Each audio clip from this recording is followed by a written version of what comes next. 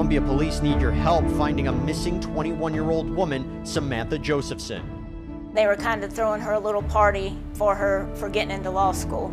She was tired, wanted to go home. She went outside and called her an Uber. He'd circle, he'd wait. It was almost like a shark circling in the water. She willingly got in the vehicle because she thought it was her Uber. Drives off, and that's the last time that we could see her on any kind of video. On March 29th, 2019, Samantha Josephson was murdered by a thug named Nathaniel Rowland, kidnapped and murdered. This is a case that honestly really shook me to the core when I first heard about it, especially since at this time I was also a rideshare driver. Now, for those of you who have never heard of this, this is what kind of sparked so many of the rideshare regulations that have come up in the last 5 years or so. Because what happened to Samantha was she was at her college campus in South Carolina. She went to the University of South Carolina, actually, and she was effectively kidnapped by somebody who was posing as a rideshare driver. She did call an Uber, but she kind of got into the first car that approached her because she thought it was her Uber, but it turned out it was just some evil, maniacal thug trying to steal from her and then ultimately resulting in a kidnap and a murder. Samantha was having a night out with some of her friends, a little bit of drinking involved, and she wanted to make sure she was safe, so she called for an Uber to return her to her home or dorm, but unfortunately, that's not what happened. Once she was inside of the back of this vehicle, Nathaniel made sure to turn those child locks on so that she could not open the door from the inside. It is believed, obviously, that Samantha was trying to get out of the vehicle because at some point they later found her footprints on the backseat windows. Now, the details on this aren't exactly clear, but at some point, clearly he stopped the vehicle. Now, her body was dumped off near New Zion, South Carolina, about 65 miles away from Columbia, where she originally was, where she had been picked up. So it's believed that he likely drove all the way there to get, far away from, the main city. And then that's where he committed the murder. Now, she was stabbed apparently about 120 times. So this was a very malicious and downright sadistic assault, which is what makes this whole thing even more disturbing. It wasn't just a case of somebody being kidnapped and robbed, and then sometimes this ends with a person being shot, but this was more of a deliberate, brutal murder. So the details of this case are as follows. Josephson spent the night before her death in the Five Points district in downtown Columbia with friends. At about 2 a.m., she decided to leave the Bird Dog bar and ordered an Uber. According to surveillance footage, at 2:09, a black Chevrolet Impala driven by Rowland pulled up beside her. Josephson entered the vehicle, thinking it was her Uber driver. According to authorities, Rowland activated the child lock so that the doors could only be opened from the outside, thereby trapping Josephson inside the vehicle.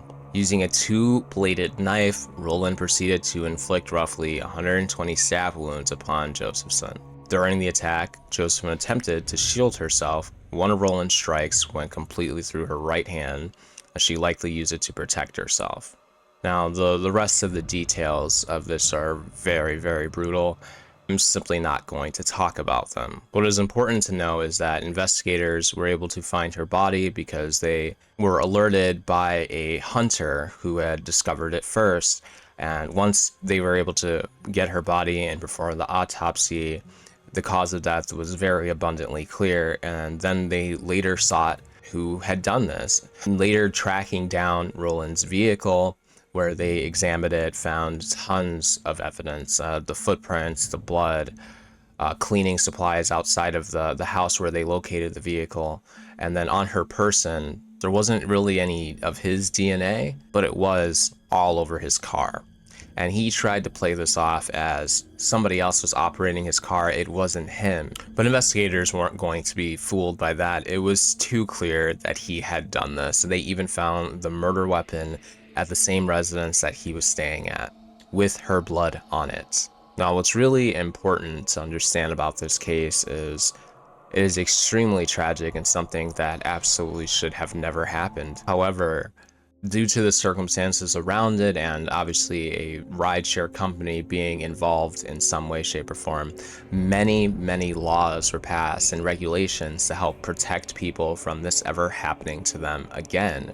And this is one of those things that's extremely important to talk about, to really spread awareness about, the safety of getting into vehicles that you're not familiar with. Because at this time, there really weren't too many regulations in place that would really warn somebody not to do this. But after Samantha's death, her parents established the What's My Name Foundation. And this foundation works to educate rideshare safety, along with supporting charitable foundations and awarding college scholarships. And this was just one of many laws that were passed after this, and it really does work to help people avoid this happening to them again.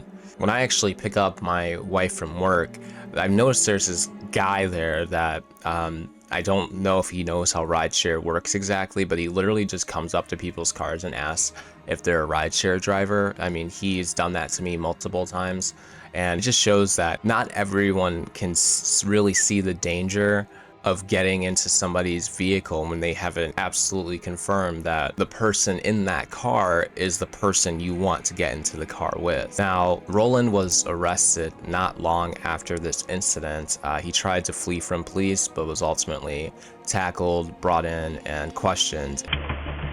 That was the last place I thought I would find him. It's an adrenaline rush. And it took him a couple seconds to pull over, and you can see some movement going on in the car. Officer Kraft did not know that Samantha's body had already been discovered. My was hopes to find Samantha Josephson still inside the car. When I approached the car, of course, I smelled the odor of marijuana come from the cars. And then approached him, and his seat was far back. It was unusual. What's going on, sir? You got your license? You got your license on you? I'm also Kraft, Columbia Police Department K9. Oh, no, sir, I don't got a license on me. No, no license on you. Yes, sir, I lost my license at 12. Why not? All right, man. Who's smoking the marijuana? I had smoked some earlier, sir, when I was at home. All right. All right, man, you have to step on out, man. All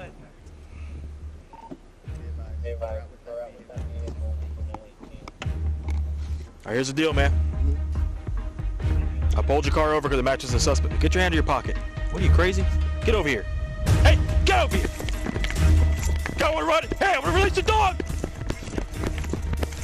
I can't, I was just gonna see if he'll stop. Bravo Mike wearing a gray sweatpants, gray sweatshirt. Wakama, doors blocked, 500 block. Nunez, keep going, he's gonna be on your left. He outran me, he was fast. Once this went to trial, it didn't take long. 31 witnesses were called in, and he was found guilty of kidnapping, murder, and for the weapon that he used. He was sentenced to life in prison, as he should be, as this vile, disgusting vermin should never be free ever again. It takes a certain level of psychopathy to commit such a heinous act, to stab somebody 120 times, which means that this person was fully conscious of what they were doing. It was no accident. It wasn't like a situation where he accidentally stabbed her or something and then, that was it. He continued to do it 119 more times. The intention was very clearly there. And it is a good thing that this disgusting individual is right where he belongs, in a prison cell, never be let out again. Now, I just want to say to anybody that uses rideshare services, to always make sure that you are verifying the vehicle, you're verifying the license plate, and when you go up to that car, ask them, what is my name? If you're uncertain, it's just better that way to make sure that you're safe at all times. They should know your name. I've been a rideshare driver, and they will have your name. They're going to know exactly who they're looking for. And if they can't tell you what your name is, then that's not your rideshare driver. That's somebody who's probably trying to kidnap and rob you at the very least. Obviously, this happened about 5 or 6 years ago now. 6 years ago. But still, you know, rest in peace to Samantha. This is a really, really sad case, but it's my hope that this sort of thing doesn't happen again.